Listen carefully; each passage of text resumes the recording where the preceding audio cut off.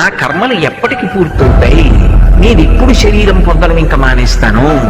ఇది ఇప్పటికి చూడడానికి బాగున్నట్టుగా ఉంటుంది, కానీ మీరు ఒక్కటి ఆలోచించండి, మనకి స్వస్థానమును చేరుట అనేటటువంటిది ఎప్పుడూ మనకి తెలియకుండానే శాంతికారకం అవుతుంది. ఎక్కడికి వెళ్ళినా ఇంటికి వెళ్ళిపోవడం అనేటటువంటిది శాంతికారకం. మనిషికి కూడా జీవుడు మొట్టమొదట ఎక్కడ బయలుదేరాడో అక్కడికి చేరిపోవడమే శాంతికారకం. ఎక్కడ బయలుదేరాడు? పరమాత్మ నుంచి విడిపోయాడు జీవుడిగా. మళ్ళీ పరమాత్మ యందు ఐక్యమైపోయి ఇక జీవ బ్రహ్మైక్య సిద్ధిని పొంది రెండిటి మధ్య భేదం లేని స్థితికి చేరిపోవడం పరమశాంతి. పునరపి జననం పునరపి మరణం పునరపి జననీ జఠరే శయనం ఇహ సంసారే బహుదుస్తారే కృపయాపారే పాహిమురారే అంటారు భజగోవిందంలో.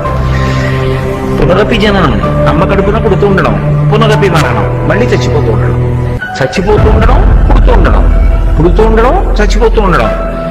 ఇహ సంసారే బహుదుస్తారే, ఈ జనన మరణ చక్రమనందు తిరగడమే మహాపాపం.